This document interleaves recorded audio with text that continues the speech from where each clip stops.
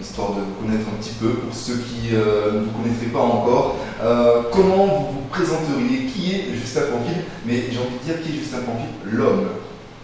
C'est d'abord un Lorinois. C'est un Lorinois qui est né au Lorrain, dans le temps, pour ceux qui ne savent pas, et qui vit au Lorrain, donc qui a ses activités père de famille, qui travaille sur Fort-de-France, puisque je travaille dans une agglomération, Cassel en l'occurrence, et qui exerce des responsabilités de président d'association, membre d'association, et qui actuellement en fait occupe des responsabilités qui m'ont été confiées par la ville du Lorrain, par la population du Lorrain. Et puis également, bon, je ne vais pas citer tout en cas sur le chapelet, mais j'exerce effectivement un certain nombre de responsabilités personnelles, et puis également politiques. Et je dis bon, ça va, avec des difficultés parfois, souvent, mais ce qui est important, c'est pas rester dans les difficultés, c'est trouver solution. Parce que si c'est rien qui garde des difficultés pour pas trouver solution, ça va pas casser. Voilà, la culture pour moi, par exemple, c'est venir voir le mulet du vieux moulin tourner pour faire le signe de batterie. La culture, c'est voir la famille Rangal dans son activité dans la Casa Manioc. La culture, c'est un tout. Et la culture également, ce sont les individus. Ce qu'ils renvoient à un moment donné quand un touriste, quand une personne les croise. Qu'est-ce que je renvoie? Je renvoie cette identité d'être entier, d'être naturel, et qui fait que quand les gens viennent, ils viennent rencontrer des gens authentiques. Ça fait partie également pour moi de la culture, l'authenticité. Maintenant, effectivement, il y a des villes où il y a effectivement, par exemple, le Lorrain, dans les années passées, le Lorrain avait un passé culturel énorme. C'est disparu. Mais parce que justement, c'est-à-dire la succession, enfin pourquoi c'est disparu? Excusez-moi la question. Non, la question ne me gêne pas. Justement, moi, à chaque fois que je discute avec un ancien, j'utilise le terme ancien, on me dit oui, dans les années 80, il y avait beaucoup d'artistes qui venaient, il y avait beaucoup de périodes. Alors on va me dire oui, maintenant il y a de la violence à la jeunesse, mais ça ne peut pas être le seul facteur qui fait qu'il n'y a plus de culture dans cette commune. Alors, il y a de la culture dans la ville. Simplement, c'est que si j'écoute ce que me disent les anciens de ce qui se passait à l'époque dans la ville, il y avait une activité phénoménale autour d'une association, d'associations et qui fonctionnait. Je le redis et je le dis ici, la culture, c'est la volonté et c'est l'engagement d'une ville, d'une collectivité, d'hommes pour faire en sorte qu'il y ait une animation dans leur ville, une animation culturelle, économique et touristique. S'il n'y a pas cette volonté-là, et ça vaut à la fois pour tout ce que l'on peut faire dans la vie, ça ne fonctionne pas. Voilà. Monsieur Pamphile, Monsieur Justin Pamphile est notre invité. Nous allons parler un petit peu de la commune du Lorrain, un peu plus, on va dire, au niveau de son école, de ses écoles et des travaux qui ont été réalisés. De nombreux travaux, notamment sur les axes routiers, des travaux qui vont notamment avoir lieu, par exemple, au niveau de l'école de Carabin, par exemple, avec un problème d'accessibilité sur la route qui mène à l'école, également pour l'école même, on va dire. Comment ça s'est goupillé, j'ai envie d'utiliser ce terme-là, je pense qu'il est très parlant.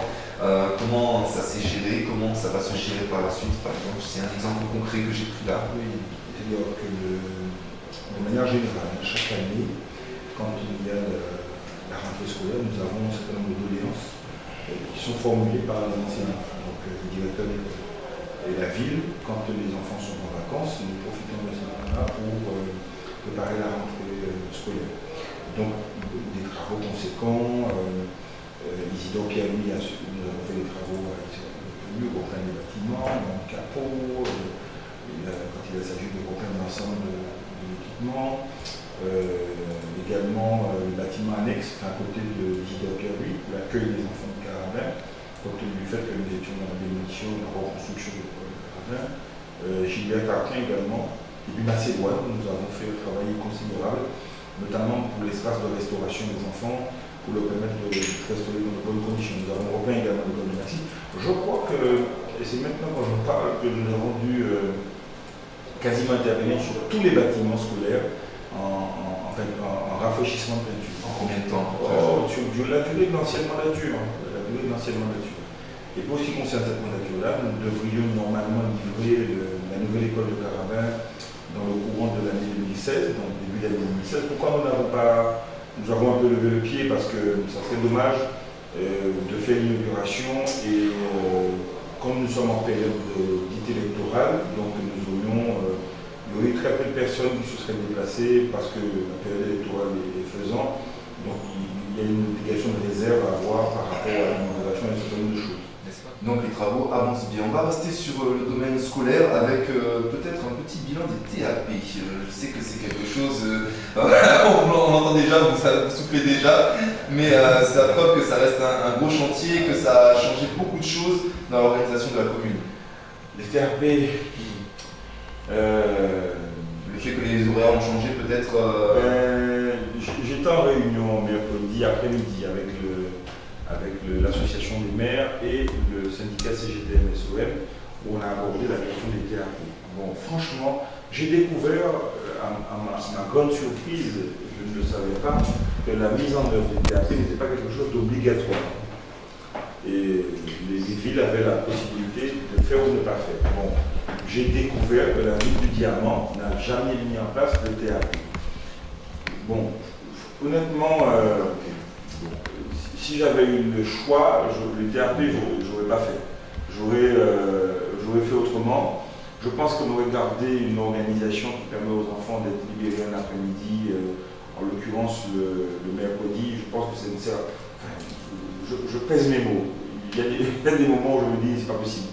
Quand je vois par exemple ma fille de 6 ans, elle va aller au CP, quand je vois son état de fatigue, quand il fait extrêmement chaud dans la journée, je me dis c'est pas possible. Comment quelqu'un qui a fait l'ENA, un matin s'est réveillé et a décidé qu'il faut que les enfants aillent à l'école 5 jours et que le mercredi, l'enfant arrive à 8h, là il est 11h, il a vu Bokaili. Le vendredi, idem, 8h, là il est 11h, il a vu Bokaili. Je ne comprends pas comment... moi je me souviens que quand j'allais à l'école, notre classe de l'école à 8h, elle était 4h30, l'école finie. Il était bon point. Il était bon point, on n'a pas fait des couillons. Enfin, je regarde toute la génération noire de l'école, nous organisés comme nous. Donc, quand on me dit que les TAP vont permettre aux enfants de mieux réussir, je veux bien, mais je regarde tout. La réussite est d'abord une question de volonté.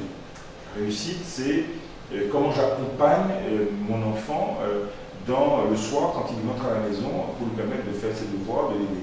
Et quand je ne peux pas, est-ce que je peux avoir un support? La ville a mis en place l'aide aux devoirs. Justement, j'allais venir. C'est pour vous dire que bon, des fois, chaque ministre veut faire sa révolution, chaque ministre veut faire sa réforme, mais quand je regarde les hommes brillants par le passé, ils n'ont pas eu de TAP. Einstein n'a pas eu de TAP.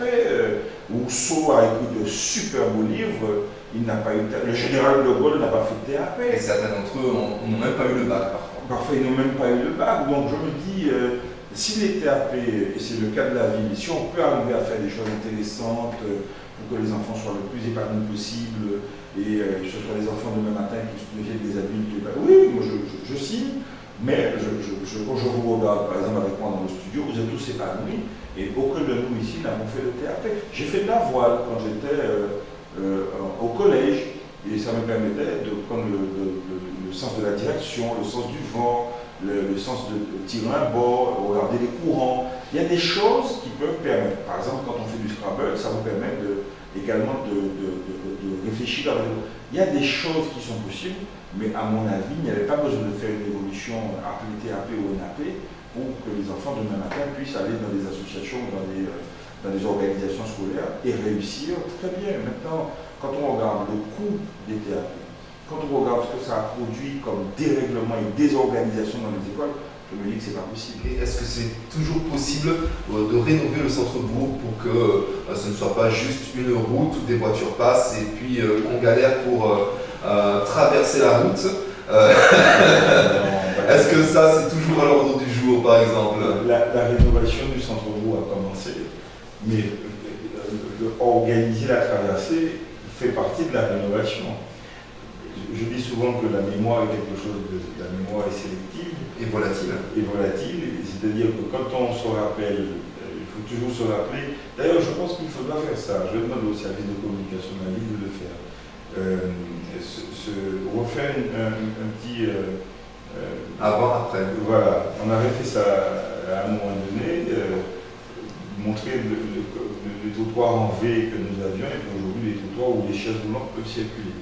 Et puis je ne vais pas citer toutes les rues, mais nous avons fait un travail considérable sur les rues. Ça nous a coûté financièrement.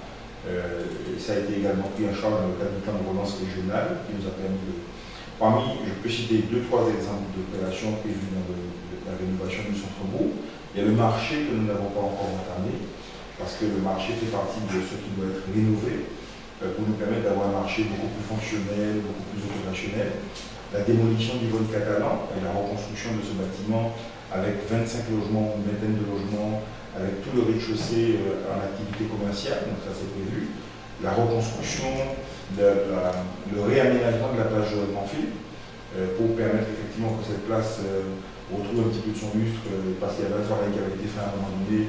Les gars Salin étaient un peu sévères avec les mâts, enfin, tout ce qui avait été mis en place. Donc nous sommes en train de réfléchir pour à la fois y reconstruire une part l'office de tourisme, mais également faire ce qu'on appelle le village des arts et des traditions, où nous envisageons d'y mettre des activités relevant du culinaire traditionnel. Sur la place de l'ancien hôpital, nous avons prévu également là aussi de faire des opérations de logement pour permettre effectivement de redonner de l'éclat à cette place. Et puis avec le conseil régional, il y a 2 grosses opérations qui sont prévues sur la ville.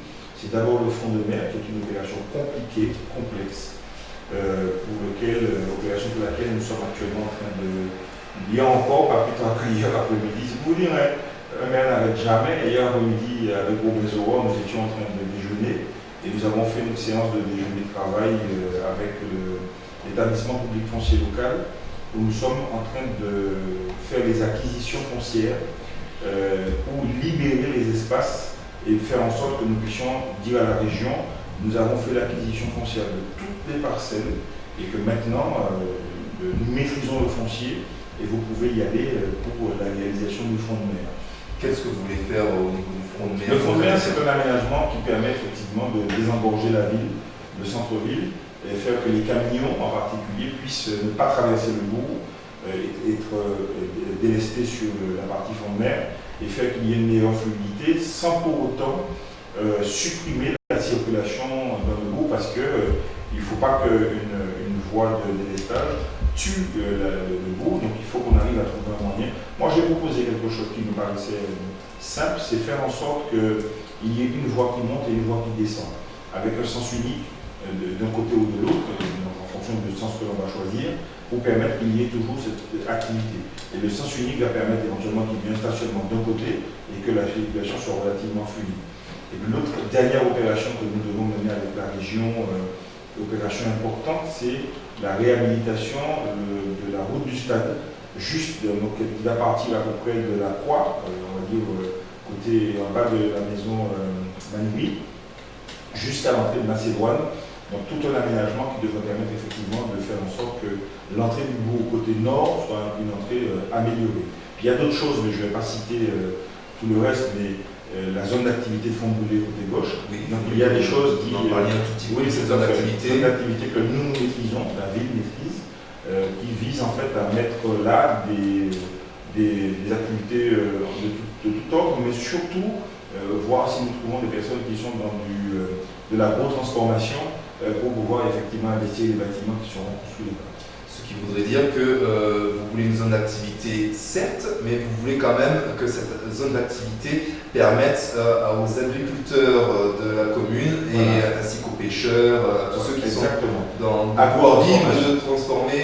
Agro-transformation, c'est la valeur. Vous avez une pastèque, il faut, vous pouvez très bien prendre la pastèque, la découper, la mettre en marquette, et donc vous lui donnez une valeur ajoutée.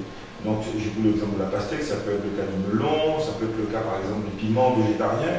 Vous avez des piments végétariens, vous l'exportez chez la métropole, donc il y a un conditionnement, et ça peut être effectivement ce type d'activité, la banane jaune, le manioc, la farine de manioc, au lieu d'être vendue en sachet simple, ça peut être une mise sous emballage avec une particularité liée à un public qui consomme, qui n'est pas le même public. et ça peut être le cas également pour les silo-basquis. Nous avons, nous, nos pratiques culturelles et nos pratiques de consommation que nous ne pouvons pas forcément retrouver ailleurs. Mais les gens peuvent être intéressés par la consommation des produits. Je vous donne un exemple. Ce qu'on appelle babade. Les Martiniquais adorent ça. Je me rappelle quand j'étais gamin, quand il n'y avait pas de babade à la maison, ma maman maïzena et notre café fait babade. Pour ceux qui n'ont pas encore fait, vous pouvez essayer. Vous réchauffez de l'eau, vous prenez de la farine de maïzena, vous mettez à la babade là, 400 babade. Mais c'est pas babade, c'est pas même bagaille là. L'effet est garanti ici le bec. Évidemment, citron, cannelle, et petit aromate là-dedans, crème. C'est la même bagaille là.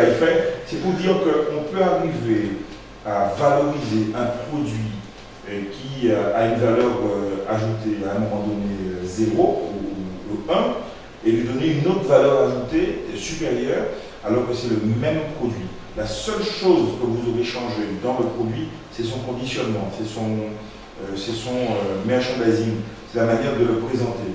Et au lieu de le vendre 1 euro, on va vendre 5-6 euros, et pourtant c'est la même chose que vous vendez. Et ça peut avoir effectivement de l'intérêt. Et on comprend bien que vous investissez le maximum, mais après, ça sera aux agriculteurs, aux pêcheurs et à toute la communauté de prendre tout ce que vous avez mis en place et d'en profiter.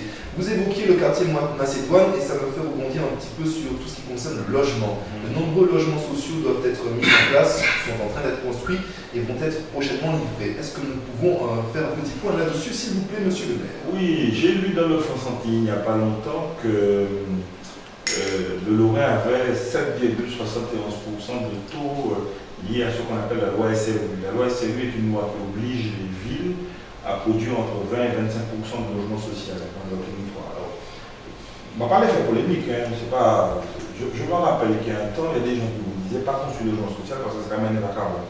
Mais entre-temps, la loi vous imposait de faire des logements. Donc près d'1%. 20%. Donc vous avez des villes qui n'ont pas produit de logement. Le Lorrain a produit un peu de logement à un moment donné. Donc le recensement d'avant 2014, même le recensement de 2009, entre 2008 et 2014, donnait à peu près entre 280 et 300 logements. Aujourd'hui, sur l'année 2014, nous avons livré à peu près 228 logements. Nous avons livré les 112 de Massac, les 60 de Macédoine et les 56 ou 60 de la Morale. Donc voilà à peu près déjà ce qui a été livré. Ce qui va être livré dans les prochains jours, c'est les 75 logements de bon repos. Donc ça devrait se faire pour novembre. Nous sommes là actuellement en train de préparer les commissions avec la société Ozanam. Ensuite, il y a quelques autres programmes qui sont en cours, les 16 de Dorival, derrière la gendarmerie. Donc il y a 16 logements qui vont être livrés de ce côté-là. Nous avons un programme, un permis de construire qui a été accordé sur Vivet pour la construction de 40 logements avec la SEM-SAMA.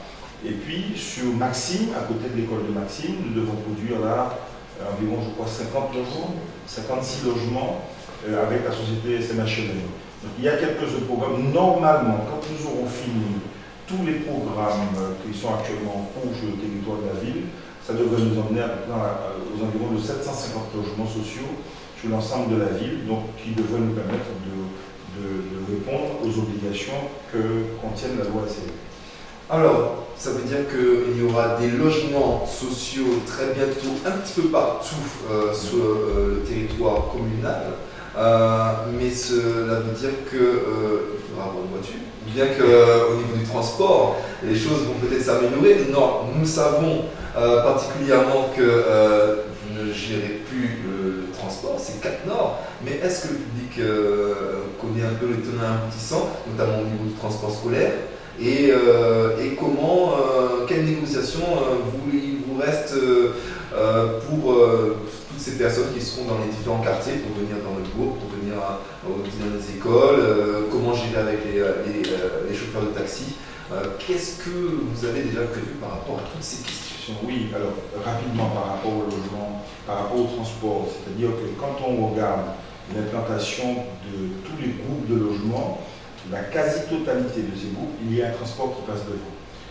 Bon Repos 75, le bus passe devant. Fond Massacre, il y a le bus qui passe. Macédoine, il y a également le bus qui passe.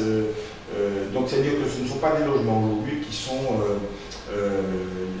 construits en pleine campagne et qu'il n'y a aucune organisation de transport. Ça, c'est une première chose.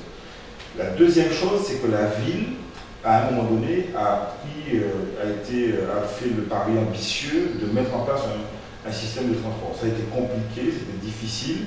L'entreprise TPL qui assurait le transport pour la ville a eu quelques difficultés à la couler.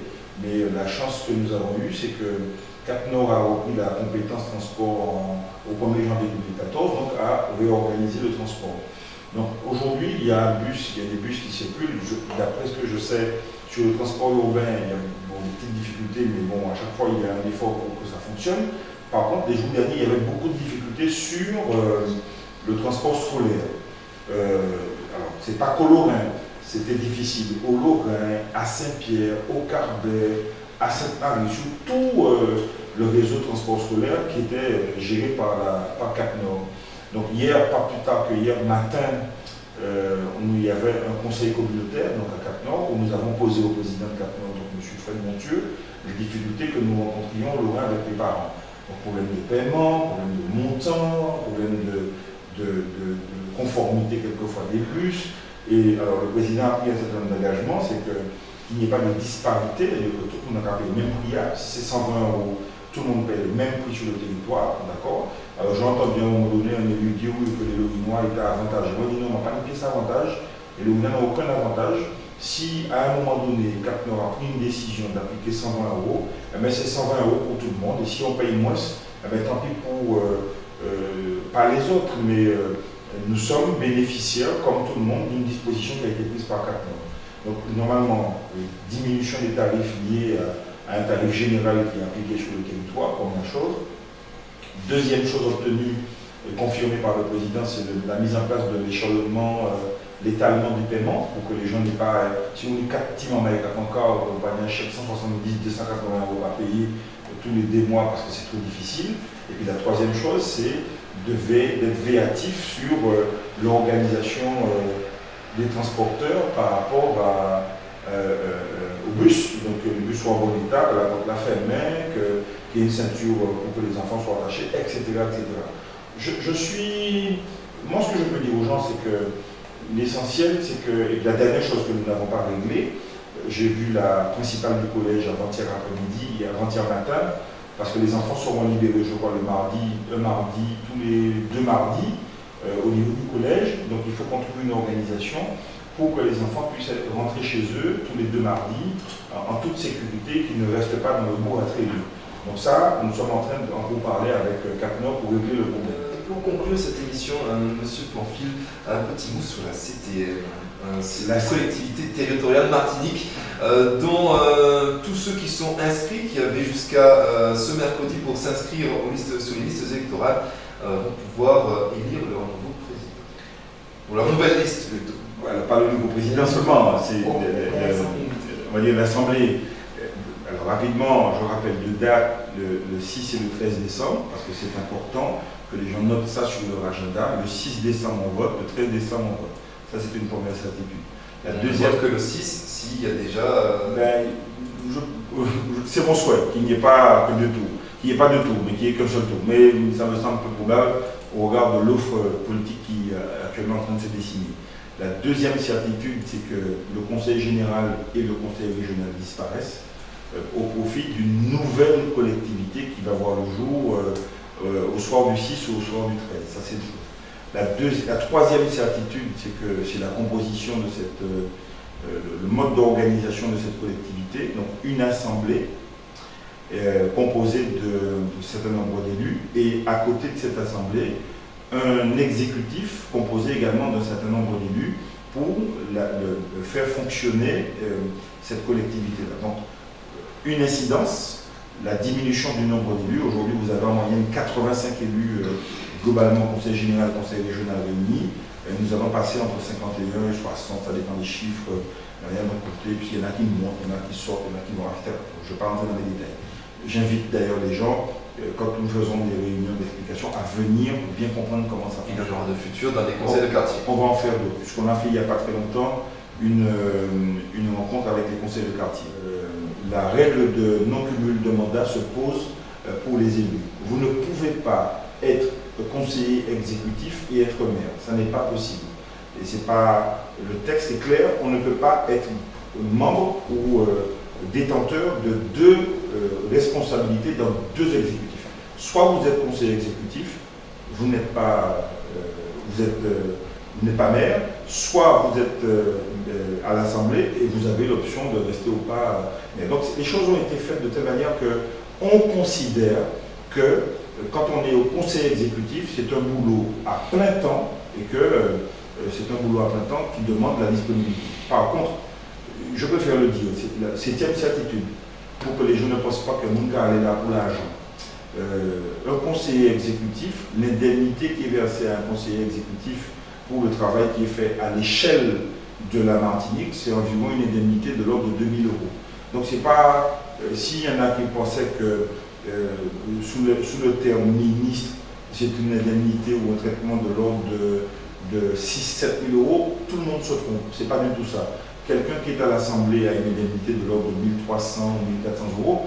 On est vraiment là dans une réorganisation de la fonction d'élu. Même si je le pense très sincèrement, qu'il faut un vrai statut de l'élu local. Et c'est pour ça que vous aurez toujours des élus qui vont continuer à travailler pour gagner leur vie. Parce que vous ne pouvez pas, de manière, je dirais, pas décente, mais consacrer votre journée de 6 heures jusqu'à 23 heures, et puis, alors pas de retraite, puisque vous êtes, c'est pas un salaire, c'est un traitement, donc c'est même pas un traitement, c'est une indemnité.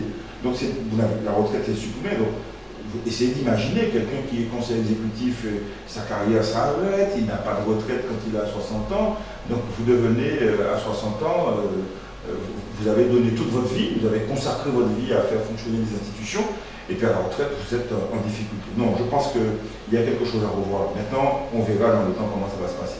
Alors il y a des gens qui se sont peut-être réveillés en disant qu'ils vont faire telle chose, je leur dis simplement, nous a qu'à faire. Donc à la rigueur, ça était plus simple que vous votez là nous.